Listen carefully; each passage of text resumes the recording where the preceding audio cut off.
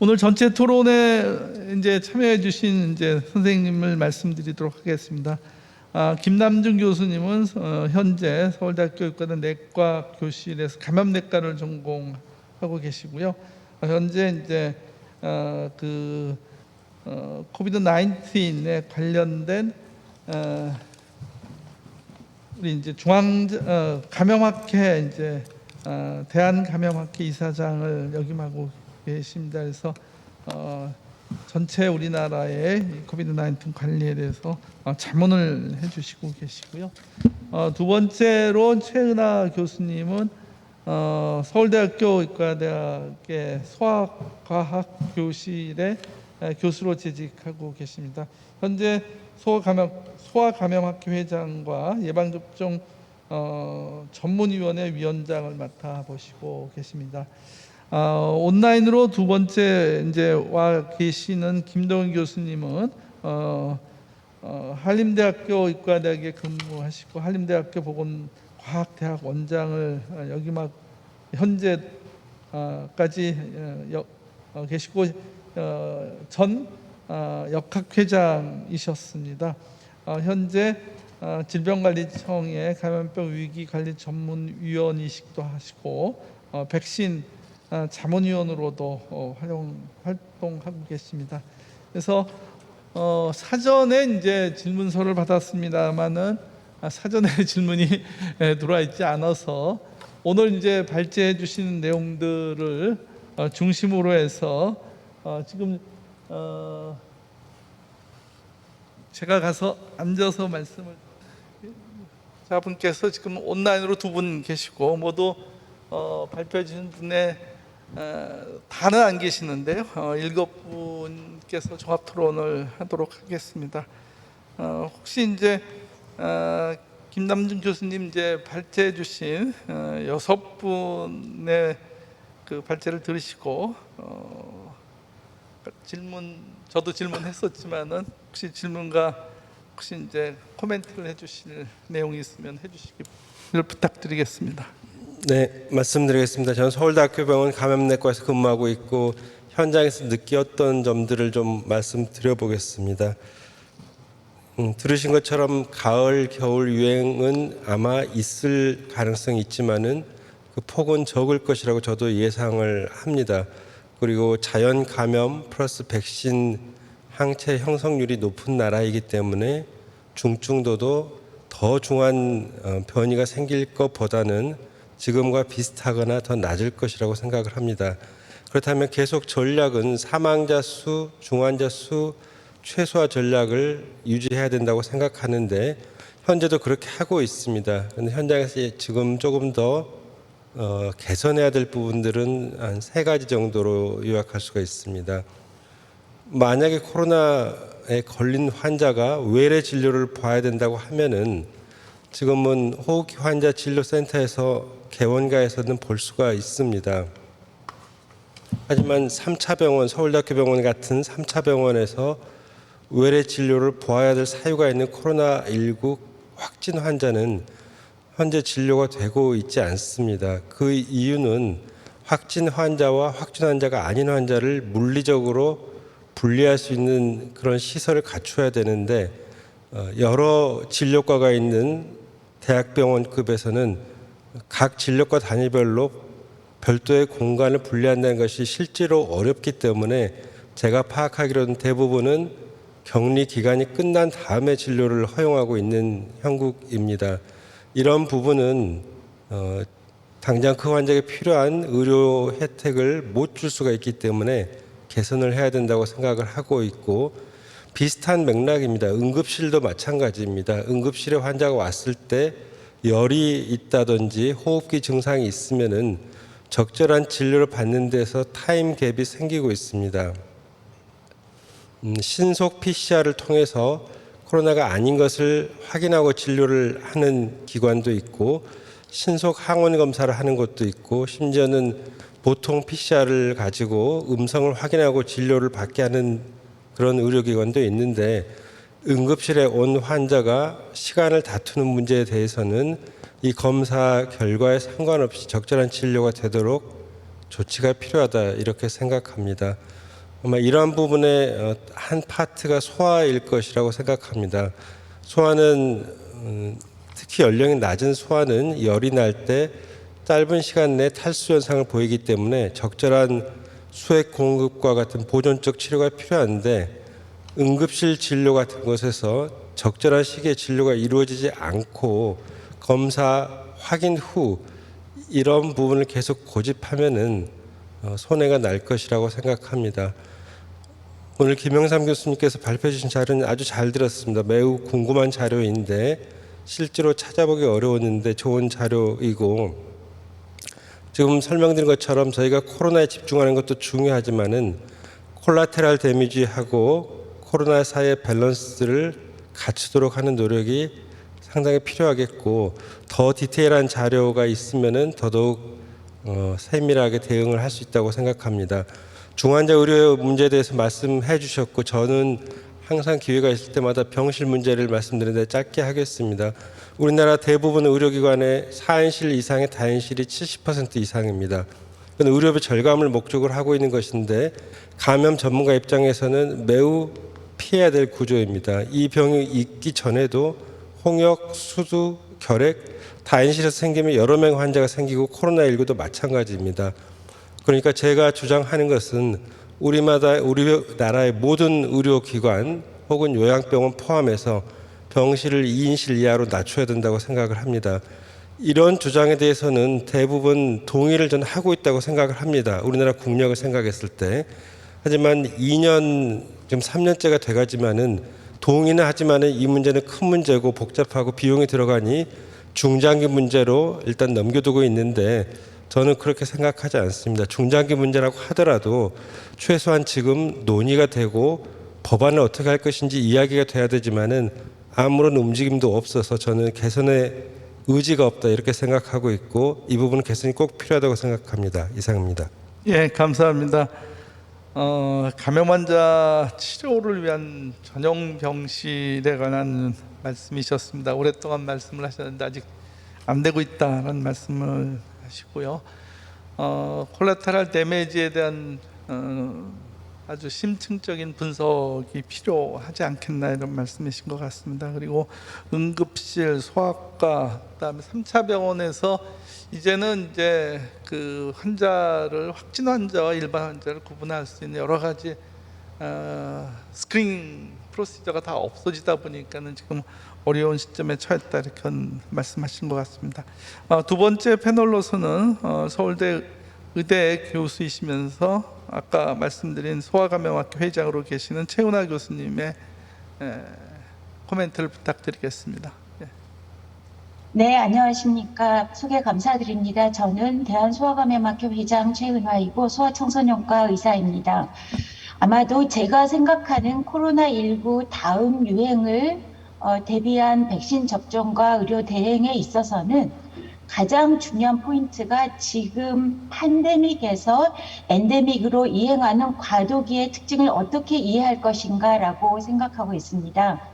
우리나라에서는 이제 오미크론과 그리고 BA.5 유행 기간 동안에 방역의 목표를 위중증과 사망의 고위험군을 보호한다는 목표로 대응 정책을 사용해왔고, 이러한 방역 목표는 앞으로도 당분간 유지되어야 한다라고 생각을 합니다. 그런데 이런 그 겨울철 유행을 대비한 이제 의료 대응과 백신 접종에 있어서 가장 큰 두 가지 변화를 본다라고 하면은 새로운 백신, 즉 코로나19 유전염 2개를 포함한 이가 백신을 주로 사용하게 된다라는 점하고, 그리고 고위험군을 보호하기 위해서 추가 접종을 하겠다라는 게 기본 방향의 틀이 되겠습니다. 즉 지금까지는 추가 접종 횟수, 즉 3차냐 4차 등을 더 이상 논하지 않고 기초 접종을 완료한 고위험군들에게는 일정 기간이 경과하면은 추가 접종을 이제 간편화된 접종으로 진행한다라는 것이 되겠는데, 문제는 이러한 과도기에 접어들면서 지금까지는 고위험군이 아니라고 여겨지는 소아청소년의 경우 발생률이 이 성인에 비해서 훨씬 더 이제 높은 발생률로 나타나는데, 그에 반해서 백신 접종률은 소아청소년의 기초 접종률이 매우 낮은 상황입니다. 현재 8월까지 12에서 17세의 기초 접종률은 66%이고 특히 5에서 11세까지는 2차까지 접종한 연령이 1.2%밖에 되지 않습니다. 이제 5에서 11세는 그 이후 연령에 비해서 입원율이나 사망률이 더 높은 그런 상황인데 아까 발제하신 천명철 교수님께서도 말씀하셨지만은 소아에서 접종 의향 그리고 접종 의향이 매우 낮고 접종에 대한 우려가 매우 높다라는 것을 고려했었을 때 이 연령에 대해서 접종을 어떻게 끌어갈 것인가에 대한 정부 차원에서의 노력이 필요할 것이라고 생각이 됩니다. 과연 이 연령에서의 질병 부담은 어떠한가? 그리고 이 연령에서 어떤 아이들이 고위험군인지에 대한 교육 그리고 부모님들이 우려하는 그런 우려사항들에 대한 맞춤형 그런 그 안내와 그리고 접종 정책이 마련돼야 될 것이라고 생각하고 있습니다. 오늘 패널로 참석해 주신 김남중 이사장님이 의료 대응에 대해서 말씀해 주셨는데 이러한 이행기 동안에 주로 감염이 발생하는 연령은 소아청소년 연령이 될 텐데 특히 이제 거리두기 의무가 없어지고 인구 접종량이 증감에 따라서 올 동절기에는 인플루엔자와 그리고 다양한 원인의 호흡기 감염이 코로나19와 함께 유행할 것이라고 전망이 되고 있습니다.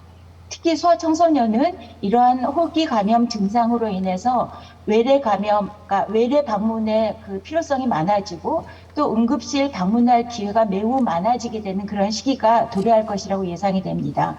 그런데 현재 모든 진료에 앞서 코로나19 검사를 응급실에서 해야지 되고 입원 전에 주로 PCR, 신속 항원 검사가 아닌 PCR 음성 기준을 통해서 입원을 이제 결정하게 되는데 이러한 정책들이 앞으로도 지속 가능하고 유용성 있는 적절한 그런 정책인지를 지금 현재 유행이 감소하고 있는 지금 이 시점에 대비해야 된다고 생각을 하고 있고 특히 소아는 응급실 방문뿐만 아니라 호흡기 감염으로 인해서 의료 수요가 급격히 증가하는 그런 시점이기 때문에 현재 부분적으로 운영 중인 1차 의료기관의 진료 경험을 평가해서 1차 의료기관에서의 코로나 환자 진료하는 것을 대폭 확대할 필요가 있다고 생각합니다. 이상입니다. 예, 감사합니다. 앞서 이제 발표해 주신 분들의 말씀을 인용해 주셔서 실제로 이제 질병 부담이 U-쉐이프다. 따라서 이제 질병 부담에 대한 조사를 좀 더 해서 고위험군이 누구고 또 그에 따른 맞춤형 접종이 필요하다는 말씀을 해주셨습니다. 그리고 1차 의료기관에서의 환자 관리의 중요성, 앞으로 1차 의료의 환자가 역시 줄어들겠죠. 그렇지만은 어떻게 환자 관리를 신속하게 해내면서 중증 환자로 이행되는 것을 막을 수 있겠느냐, 이런 부분들이 좀 고민이 더 돼야 될 것 같은 말씀을 해주셨습니다. 이어서 그 김동현 교수님, 역학회 이사장으로 계시는 김동현 교수님의 코멘트를 듣도록 하겠습니다. 네, 한림대학교 의과대 김동현입니다. 우선 6분 발제 잘 들었고요. 많은 정보를 많이 얻었습니다. 처음에 정재현 교수님 전체적인 우리 방역에 있어서의 패러다임 시프트를 말씀해 주셨는데 사실 팬데믹 크라이시스에 대한 궁극적인 목적은 그 이전이나 오미크론 이후나 동일하다고 생각을 합니다. 결국은 건강 피해를 최소화하고 사망자 숫자를 줄이고자 하는 것이 이제 궁극적인 목적이고, 그렇게 하기 위해서 팬데믹이 초래한 피크를 플래트닝해서 우리 의료 대응 역량이 감당할 수 있는 수준으로 내리는 것이 이제 궁극적인 목적이라고 생각을 합니다. 그런데 이제 초기 2년은 이제 우리가 어떤 확산 억제 전략을 통해서 그런 일정 정도의 목적을 달성을 했다라고 하면 그 오미크론이 시작된 이제 2022년도서부터는 우리의 어떤 그 전략적 대응이 이제 피해 또 고위험 시설 보호 또는 이제 건강 피해 최소화로 이제 전략적인 어떤 변경 이제 불가피했을 거라고 생각을 하고 있는데 이렇게 되는데 이제 이 부분에 있어서는 그 조금 전에 이제 김영삼 교수님께서 말씀해 주셨던 바와 같이 그 이제 초과 사망자가 이제 그 다른 나라에 비해서 많이 발생을 하고 등등의 이제 이유로 해서 우리의 그 전략적인 대응에 어떤 문제점이 있지 않았나 이런 부분에 대한 좀 복귀가 굉장히 이제 중요하다고 생각을 하고 있습니다. 그러니까 이런 그 확산이 억제되지 않은 상황에서 우리의 의료 대응 역량이 이제 준비가 되어 있었어야 되는데 그게 되지 않은 상황에서 결과적으로 초과 사망이 이제 발생하게 된 지점들이 사실은 이제 우리 의료 대응 역량의 대비라고 하는 것은 초기 2년 가정 시기마다 그때 좀 문제가 되었던 것 같습니다. 그런데 이제 그 당시에는 이제 확진자 숫자가 많지 않았기 때문에 이렇게 좀 넘어갈 수 있었던 것처럼 보였던 문제가 이제 오미크론 상황이 되면서 그 우리의 어떤 그 의료 대응, 특히 이제 중환자 대응에 우리 의료 체계 내에 내재되어 있던 문제들이 좀 폭발적으로 드러나지 않았나 이렇게 생각을 하고 있고 이제 방역 당국 차원에서 보면 이제 그 당시에 이제 그 치명률이라는 지표를 이렇게 많이 이제 내세우고 이제 중증화 병상이 남아 있다 이렇게 했는데 오늘 이제 김영삼 교수님 자료에 보면은 그게 그 당시 상황을 좀 모니터링하기에는 적절한 지표가 아니었다.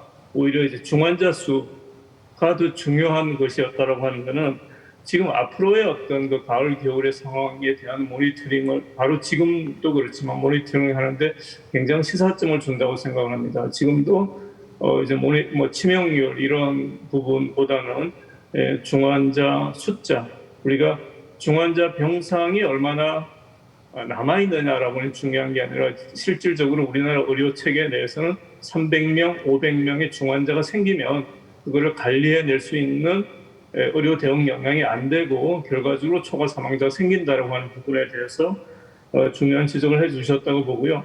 이제 관련해서 특히 이제 김영삼 교수님 굉장히 중요한 문제들 월별로 상황이 달라지고 지역별로 달라지고 이런 부분에 대해서 말씀을 주셨는데 이런 부분에 대한 리얼타임 모니터링을 하기 위해서는 우리의 그 사망 자료에 대한 그 관리 시스템이 좀 바뀌어져야 된다고 생각합니다.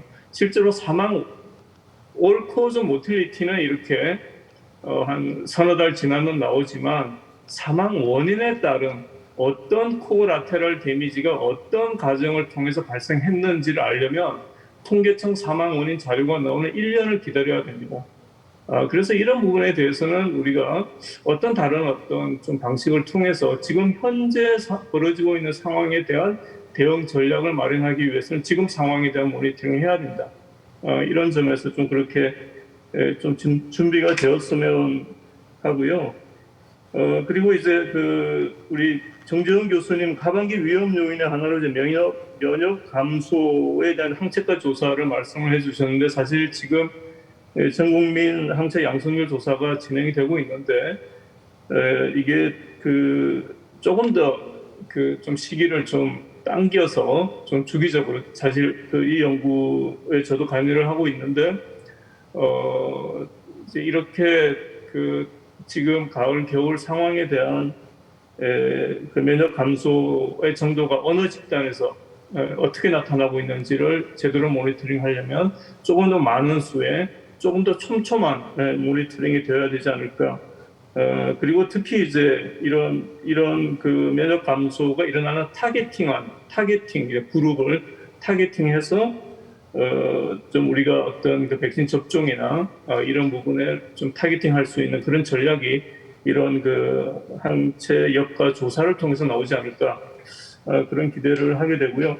그리고 이제 김우수 교수님 이제 부스터 접종에 대해서 어떻게 해야 된다라고 하는 걸 말씀해 주셨는데 국가 간에 왜 이런 이런 나라 어떤 나라에서는 이제 뭐 주기적으로 뭐 2달 만에 어떻게 한다 이런 차이가 이제 왜 나는지에 대한 방역 당국의 모니터링이 필요할 것 같고요. 특히 이제 트윈 데믹을 말씀해 주셨는데 뭐 지난 2년간에도 이제 이런 우려가 있었는데 사실 현실화되지는 않았고 지금 그 호주의 상황을 보면 그리고 지금 우리나라에서도 인플루엔자 환자가 지금서부터 좀 증가하고 있다라고 하는 레포트 양상을 보면 이 트윈 데믹이 현실화되지 않을까 올해는 그렇다 그런 방역 당국에서는 이 부분에 대한 지금서부터 그러니까 지금 이제 9월이니까 한두 달 남은 이 기간 동안에 이 트윈 데믹에 대한 인플루엔자 백시네이션을 코로나 백신과 동시에 접종할 수 있는 노력을 지금서부터 굉장히 강하게 해야 될 것 같고요. 이렇게 하기 위한 사실 지역사회 기반 조직은 보건소입니다. 보건소에서 다 이루어지는 조직이기 때문에 우리나라에서 이 감염병 대응 인프라 강화를 위한 보건소 조직의 기능이나 역할을 어떻게 강화할 것인가 지난 2년 동안 계속 반복적으로 얘기해 오고 있는데 별로 달라지는 게 없는 것 같습니다. 이 부분도. 그래서 이 부분에 대해서 지금 한두 달 남은 요 시기에 과연 그 트윈데믹에 대응하기 위해서 지역사회에서 인플루엔자 백신도 하고 코로나 백신도 하고 또 고위험 노인들을 동원도 하고 이런 일련의 어떤 지역사회 차원의 모빌라이제이션을 하기 위해서 보건소가 어떤 역할을 해야 되고 어떤 인력에 대한 확보가 되어 있어야 되는지 이런 부분에 대한 좀 이렇게 사실은 이게 뭐 단기적으로 이루어지지는 않겠지만 이 단기적으로 이루어지지 않는 일이 지금 2년 이상 되어버린 겁니다. 그러면 지금에는 일단 시작을 해야지 뭐 지금 오는 올 가을 겨울의 대응뿐만 아니라 또 이후에 어떤 그 넥스트 팬데믹에 대한 대응을 할 수 있는 어떤 인프라가 갖춰지지 않을까 생각을 하고 있습니다. 네, 이상입니다. 예, 감사합니다. 아까 김영삼 교수님께서도 얘기를 해줬고 우리 김동현 선생도 얘기해 주셨지만 중환자 관리의 인력이라는 게 예를 들어서 실제로는 이제 한 사람 1대1로 뭐 그 근무를 해야 되는데 실제로는 그 간호사 한 사람당 실제로 환자는 2명 본 꼴이 됐더라. 이런 걸로 요약되는 것 같습니다. 현재 이론적으로는 뭐 많이 채워진 것 같지만 실제로 현장에 가면은 그렇지 않았다. 이제 정부에서 여러 가지 가이드라인을 주면서 일을 했지만 실제적으로 현장에서는 인력이 모자라서 1대1로 된 게 아니고 1대2가 됐다. 이제 이런 말씀을 해주신 것 같습니다. 그래서 상당히 시사점이 크다라는 말씀을 해주셨고, 저 개인적으로는 이제 그 사망에 관련돼서 저희 미국의 CDC가 MMWR을 사실 하는데 거기서 M자 첫 번째가 모탈리티인데요. 이 모탈리티에 관련돼서 서베일런스를 만들어 가지고 있습니다. 사실 이제 제가 알고 있기로는 100개 도시에 이제 100개 의료기관의 사망률을 체크하는데요.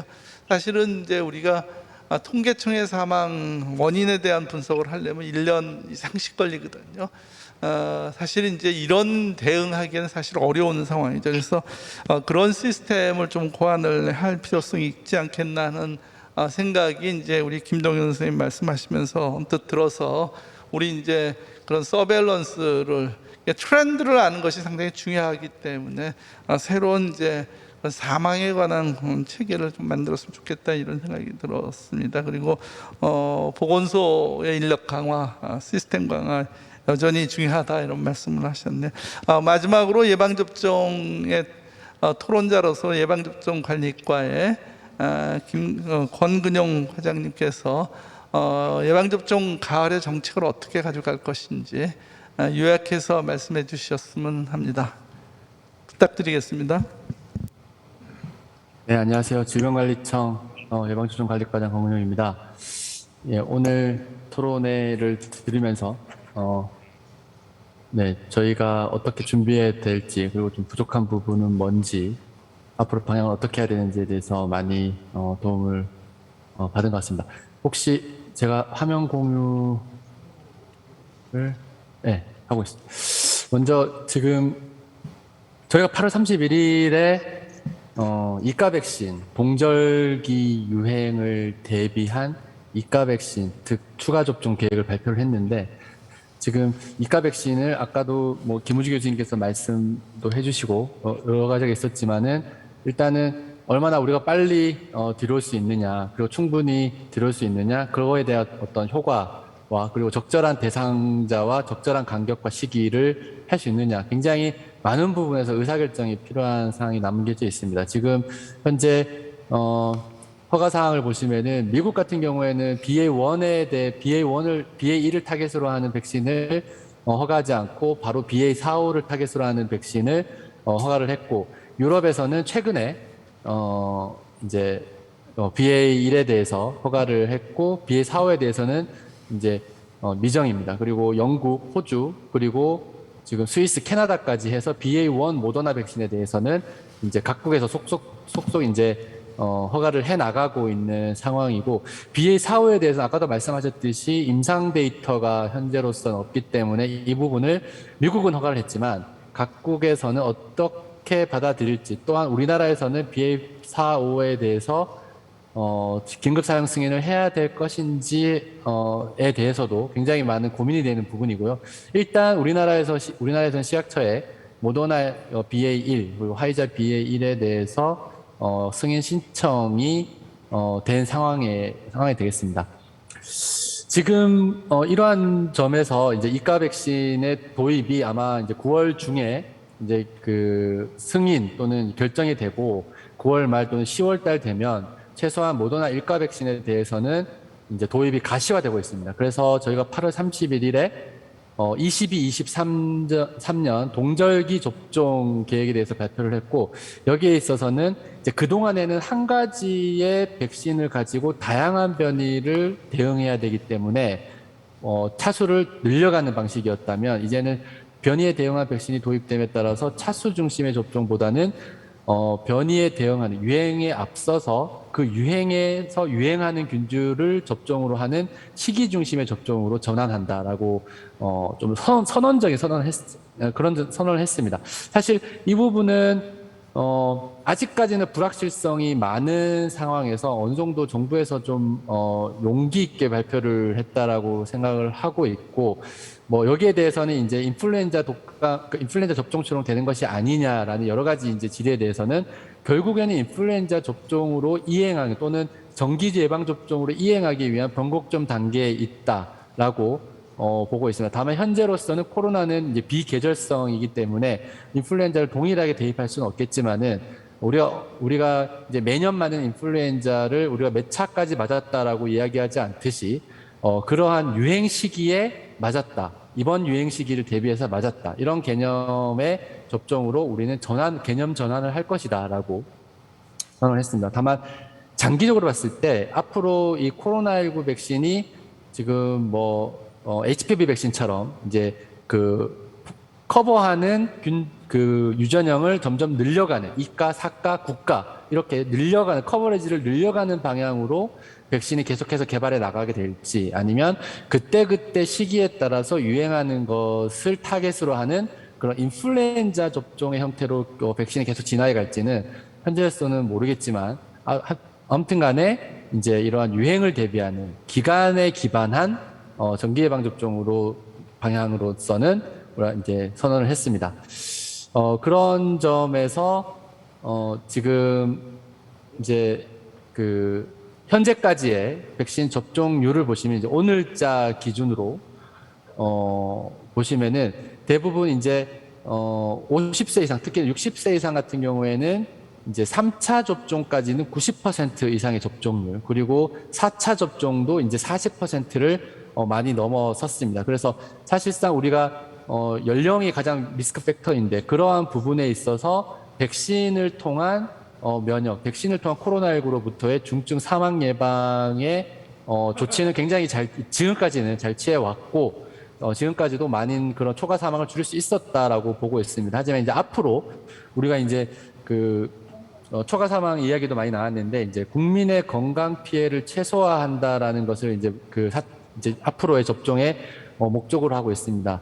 다만 이러한 아까도 말씀하셨듯이 코로나19의 건강 피해를 최소화하는 것도 중요하지만 여기서 파생되는 여러 가지 다른 의료 서비스와 관련된 건강 피해도 최소화할 수 있는 그런 조화로운 방역 체계, 조화로운 의료 체계가 굉장히 절실하다는 걸 느꼈고 오늘 발표해 주신 부분을 보고 많이 좀 도움을 받았습니다. 그래서 앞으로 이러한 코로나19뿐만 아니라 이제 이러한 그 다른 어떤 의료 서비스와 관련된 그러한 부분까지도 조화롭게 지혜롭게 그 방역 체계를 세팅해 나갈 수 있도록 노력해야 할 것이라는 말씀을 드리겠습니다.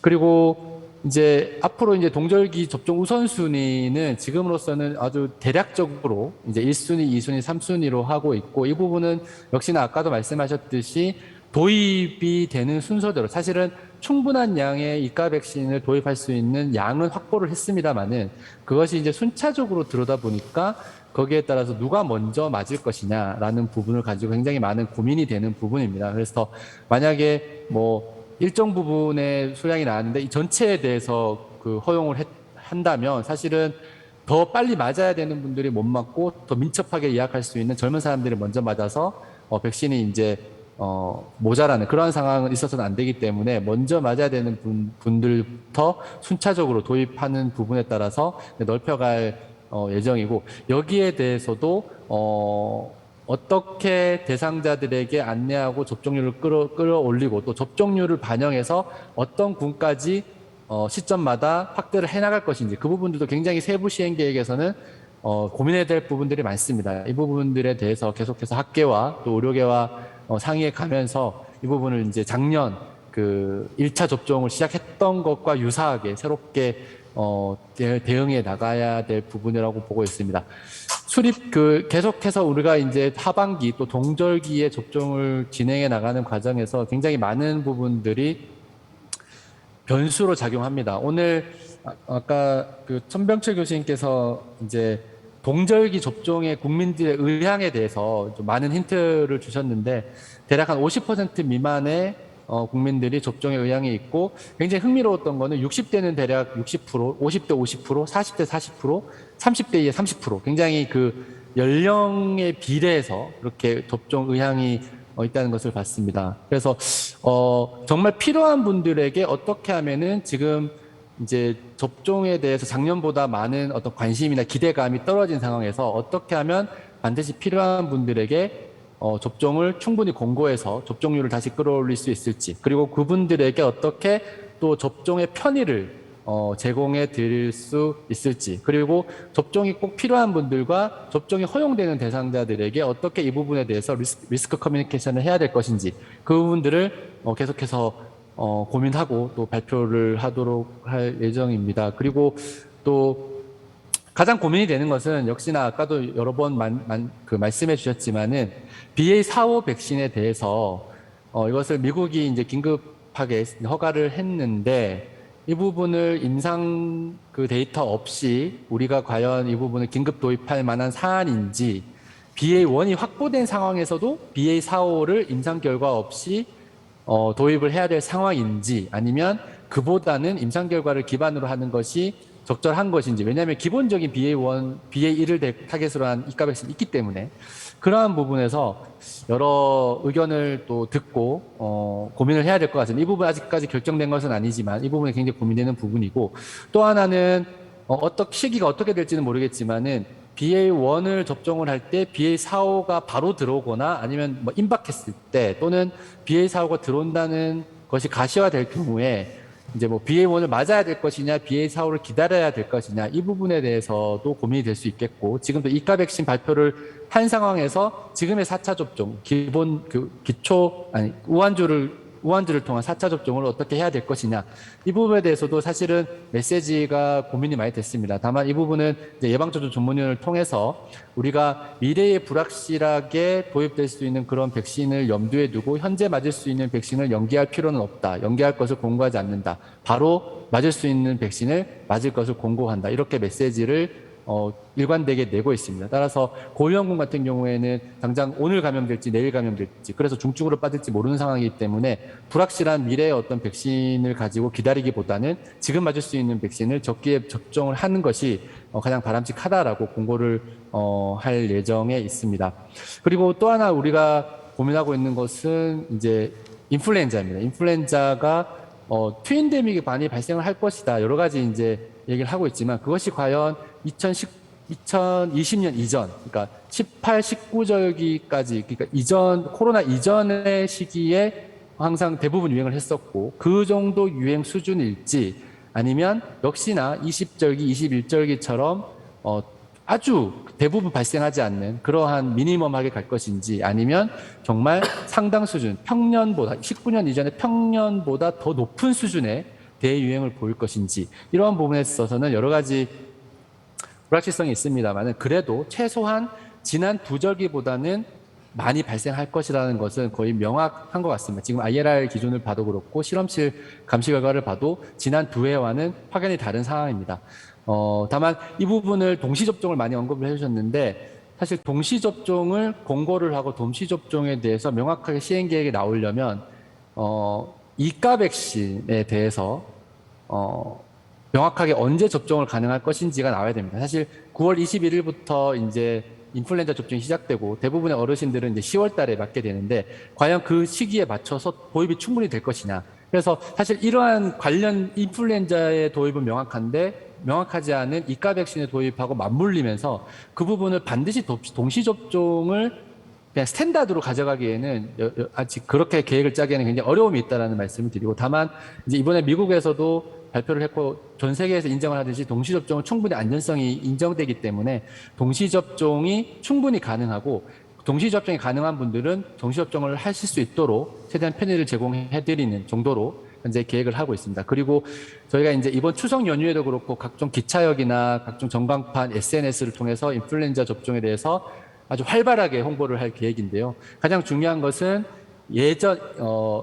평년, 그러니까 최근의 두 절기와는 다르다. 올해는 인플루엔자가 유행할 가능성이 충분히 높다. 그렇기 때문에 본인의 접종 시기에 가능한 한 신속하게 접종을 해주시라라는 메시지를 최대한 명확하고 강력하게 드려서 이러한 인플루엔자 접종이 예년보다는 더욱더 빠른 시기에 많이 접종될 수 있도록 노력을 해야 될 것 같고 그렇게 좀 추진을 하도록 하겠습니다. 네, 이상입니다. 감사합니다. 예, 감사합니다. 아까 김우주 선생님 지적한 바대로 사실 이제 백신 도입의 일정이라든가 물량 이런 것들이 명확치가 않기 때문에 이제 우선순위에 따라서 줄 수뿐이 없는 상황이 된다는 말과 더불어서 트윈데믹 때문에 인플루엔자 예방접종을 시작해야 되는데 이것을 동시에 하면 좋은데 동시에 하기 사실 어려운 실정으로 보입니다. 그리고 이제 장기적으로 보면은 이제 이게 엔데믹으로 갈 경우에 정기 예방 접종화 될 필요성이 있는데 그런 것에 대한 전략들 적절한 시점에 적정한 타겟된 안티젠이 들어가 있는 백신이 공급돼야 되는 어려운 점들 이런 것들을 얘기해 주신 것 같습니다. 혹시 이제 아까 그 발표를 해주시면서 또 네 분의 이제 토론자들의 말씀을 들으시면서 발제해 주신 6분의 선생님께서 혹시 추가적으로 말씀해 주실 부분이 있으면 답변을 부탁드립니다. 예, 김우주 선생님. 예.